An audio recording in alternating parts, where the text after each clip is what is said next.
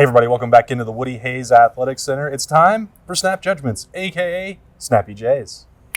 It's a Monday. Classic. Ohio State back on the practice field, and then we spoke with Ryan Day and Jim Knowles, and over the course of 62 minutes, a lot of information was acquired. That's Bill Landis, Jeremy Birmingham. I am Austin Ward.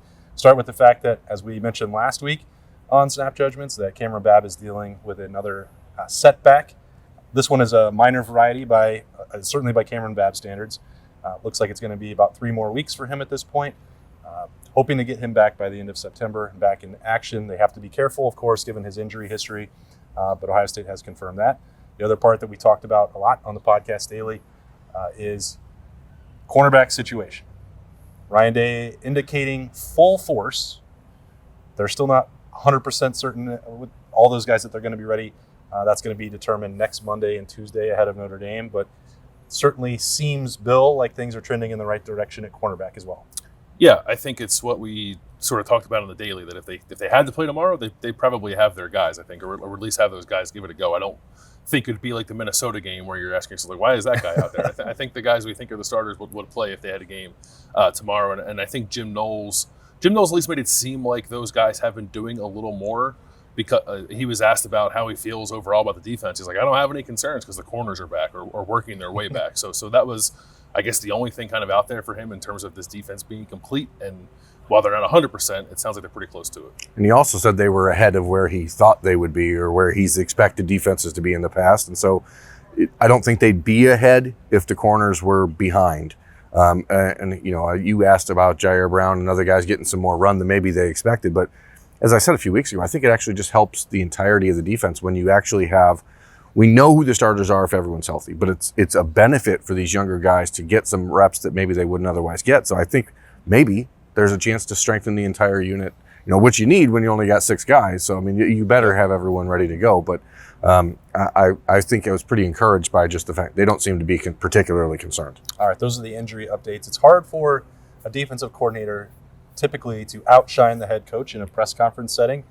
But if the defensive coordinator is asked what concerns he has about a defense 2 weeks out from the opener, and he says, I have no concerns, that's not a very common response from a coach. Normally, you're going to get some version of coach speak where I'm worried about everything. There's a game. I don't sleep at night. He did say that. Well, he said he didn't sleep at night, but he also twice reiterated, as Bill said, he had no concerns. That is an eye-opening response from somebody who is being paid nearly $2 million to fix this defense. Do you believe it? I don't think he would have said it twice if he didn't mean it. I don't really think Jim Knowles seems like a pretty straight shooter to me. I think this is a guy, and this is not a knock on him at all. Let me be clear, at all.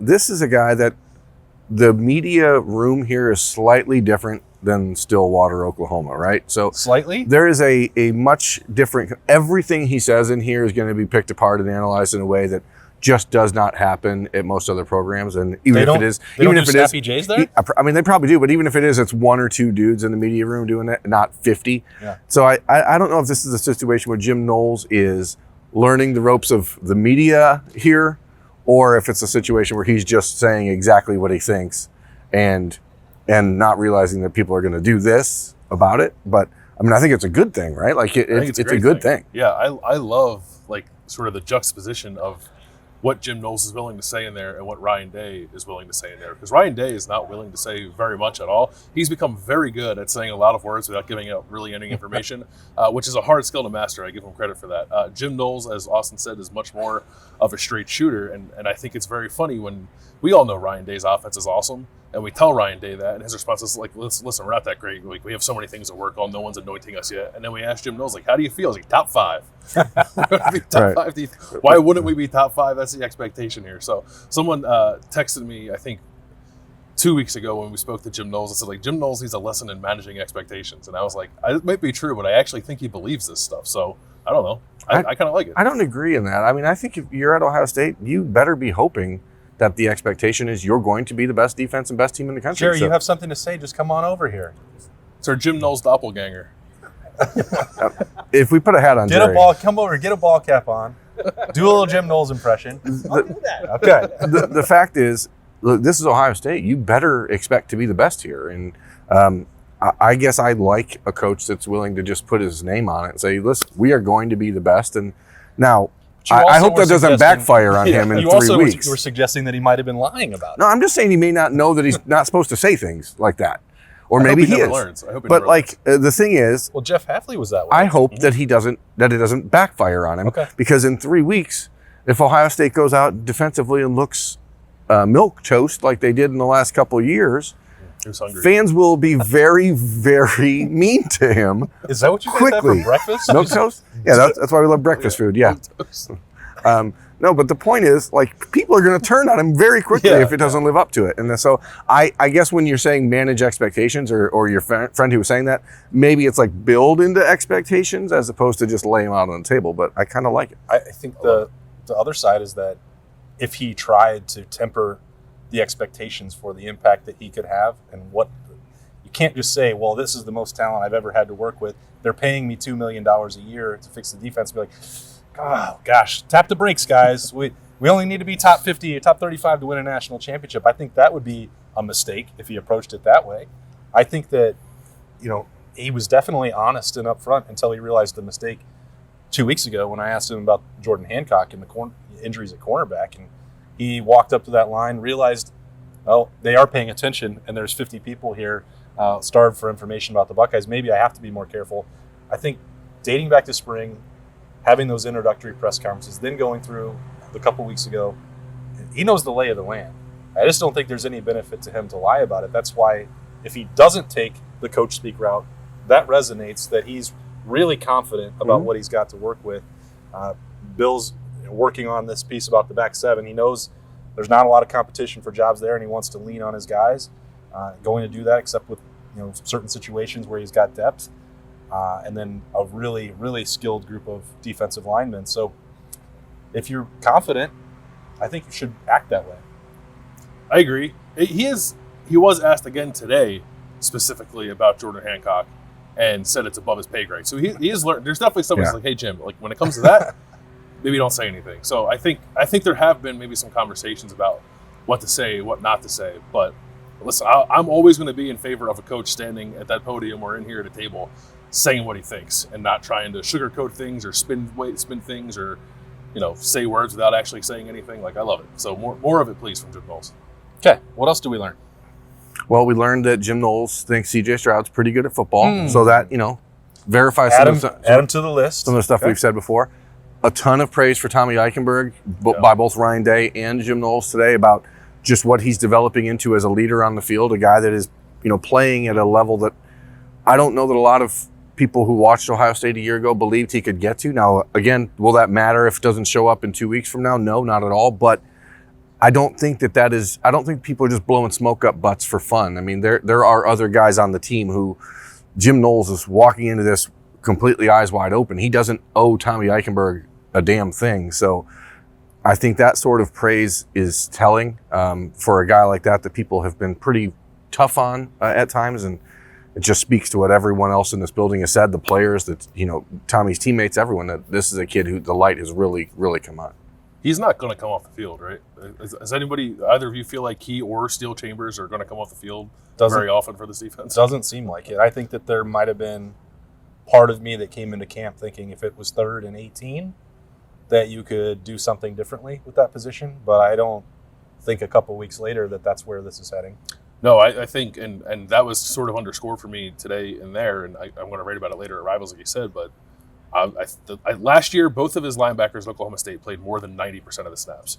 Maybe it's not quite 90, but I think it will be above 80. And I guess Ohio State will probably play more blowouts than Oklahoma State did last year, so that factors into it. But of the meaningful snaps, I think Tommy and Steele will play nearly all of them. The interest for me is at safety, and he has what I think are probably 6 guys: Josh Proctor, Ronnie Hickman, Tanner McAllister, Court Williams, Lathan Ransom, and Burm's boy, Cameron Martinez. How he works all 6 of them into the flow of the game, I think, will be really interesting. I tried to ask him if it was going to be like more matchup dependent or game plan dependent. Thank you. And he said kind of both, which I don't really believe. But he said he wants to get to the level where he can play all those guys sort of no matter what. I think a guy like Court Williams in particular is kind of a specialized player, especially if you want to play him at safety. But I do think he's going to play a lot, and I think Jim Knowles kind of told us that he was going to play a lot against Notre Dame. Well, they talked about the matchup at tight end there and what you need to be able to defend that. It without naming Court Williams specifically, that position he described seemed to fit Court Williams to a T. So, and especially if you're going to be playing about a Wisconsin team or Michigan at the end of the year, more run heavy, bigger dudes. You need to counteract that without giving away the overall scheme or compromising it. And I think that's probably where we will wind up seeing Court Williams maybe more than Taraja Mitchell or probably E.A. Neoteote. Or Chip Traynham. Or Chip Traynham. But he did mention Ronnie Hickman by name and said, that and Lathan Ransom is just physical dudes that they think can match up with Michael Mayer, the tight end at Notre Dame. I mean, that's a kid that is if you're looking at the Notre Dame offense, here we are, 2 weeks ahead of the game. Like, there's the one piece of that offense that you're like, that's a little bit concerning because the tight end's always open. And then when you have the best tight end in the country that's always open, it's a bigger risk. If your best weapon is your tight end, tell that to Tom Brady. Come on. Yeah, that's true. I mean, come on, America. How many Super Bowls has Tom Brady won with just the tight end? They tried Just to cover one tight him end? in the Fiesta Bowl last year with Tanner McAllister. Did not go particularly well. And I think Oklahoma State safeties in general are probably a little smaller than what Jim Knowles has here. But the one name he didn't mention was Josh Proctor. I'd like to see a little bit of Josh Proctor versus Michael Mayer on September 3rd. That could be a physical matchup. Ryan Day did casually mention that Chip Traynham had spent 1 day of camp working at running back since the Evan Pryor injury. Three of us talked about this last week, why we didn't think that would be a full-time move. I didn't even think at this point that Ohio State would have messed with that, given how close he is to the rotation at linebacker, and given the emergence of Dallin Hayden, who is squarely number 3 now. There's no question about that. Got a lot of high praise for his camp. Black stripe is removed as well. I guess when I thought about it afterwards, if you're going to experiment and have an emergency backup that you'd have to move, training camp is a much better time to do that rather than week 2 or 3 in the middle of the season and do it on the fly. But it was only for 1 day, so don't look for Chip Traynham to be back on offense on a full-time basis anytime soon, but it is an interesting development for managing that depth at running back because it's the first time that Ryan Day has talked about Evan Pryor's absence for the rest of the season. That could be just a matter of remembering what it's like to get hit with the football in your hands or having Tony Alford whack you with the bat, whatever, just to get yourself familiarized in an emergency situation if it's necessary. But I mean, I think Ryan Day was pretty clear. I mean, as clear as he can be, as clear as Ryan Day ever is when he said Dallin Hayden is our third back. Yeah. Like there was no hemming and hawing there. There was no coach speak there. That's a pretty cut and dried fact. So, he mentioned Julian Fleming as a guy who we haven't really talked much about Julian Fleming. And I don't know if it's because there's an expectation like with Cam Babb that the injuries have slowed him down so much that you just don't think he's ever going to get there. But, he was an Iron Buckeye this summer, which is, I think, when you're talking about a former number 1 ranked wide receiver, you kind of think diva mentality, but Julian showed it over and over last year how tough he's been. Just the separated shoulder in the Rose Bowl is a prime example of that, coming back in, popping it and come back in. Yep. We're kind of forgetting about him. We talk so much about Jackson Smith and Jigba and Marvin Harrison and Emeka Egbuka that we forget. And I think that it's really encouraging for him to have Ryan Day single him out like that because, the offense, there's only one football. So the guys that they're talking about inside of this building are the guys that we should be probably talking about outside of it. Makes sense. I've been trying to think a little bit about Julian Fleming's role in the offense and what it could look like. And obviously there's a passing game element involved, but think about some of the ways they tried to protect their run game last year when they got a lot of that jet sweep stuff going. Mm-hmm. Not a lot, but they did it a handful of times. It was usually with Jackson, which was like, great, put the ball in Jackson's hands as quickly as possible and let him do it. But if you wanted to protect him a little bit, I think Julian can do some of that stuff. I feel like he's not as fast as Paris Campbell, but I think he has a Paris Campbell-like sort of skill set. You think, am I off in that? Just based on the small window we saw, it doesn't seem like that's the direction that Ohio State wants to go, or else I think we already would have seen Jackson move back outside. And I think a lot of what we saw in the Rose Bowl with moving him around the formation and different shifts, different ways to get him involved, coming out of the backfield even, I think that stuff when you're putting in motion and going jet sweep, I still think that they would probably wind up doing that with Jackson and then some dose of Emeka Egbuka. Mm-hmm. At least if it was me drawing it up on EA Sports, that's what I would do. Yeah. I don't know that I think what Julian's value to the running game is that he is by far, I would say, the most physical skilled blocker that they have. Part of that's because of what he had to do in high school. Part of that is his build. So I think he helps in the run game that way, but I'm not sure that I think he's going to get the football, touch it a lot that way. And Julian is a sub 4.4 guy. I mean, he was a state champion sprinter. This is a kid who is super fast, but it is more straight line fast. It's not necessarily that wiggle or waggle, as we talked about last week. But, you know, he's the guy that we watched as a freshman in the Big Ten championship game. He's excellent at the outcut routes, those, 10-yard slants, those sort of dig routes. That's where I think he contributes. Or you just let him get out there and sprint and get over the top, because as we talked about last week, this offense, as good as these receivers are, it does sort of lack that true deep threat, Devin Smith, Jamison Williams element that they've had. And if Julian's healthy enough to just stretch the field vertically, then I think you put him out there and let him do that, because Emeka is so good in short spaces, because Marvin is so big and so technical. I think that Julian has an opportunity to fit in as the deep threat, which is a role that all season long, all off season long, people have really sort of just been assigning to Jaden Ballard because he's been talked about by the other receivers. But again, Julian was limited in the spring, and then he comes back in the summer and is, obviously full strength and full speed ahead. And he looks like his body has changed he looks different. He's not nearly as bulky as he was a year ago. And I think that's a good thing for him, and the opportunity to just get out and get vertical. The great thing is that we are inside 2 weeks where we get to start seeing some of those answers on the field in the horseshoe. The final countdown is on. Big week coming here before Ohio State wraps up all of these good-on-good practices and gets shifted into Notre Dame mode next week. We'll be talking about it all week until then, and then the following week after that, and then all year on the podcast and at Dotting the I's, part of the Rivals Network. That's Bill Landis and Birmingham. I'm Austin Ward. We will see you tomorrow for more Snappy Jays.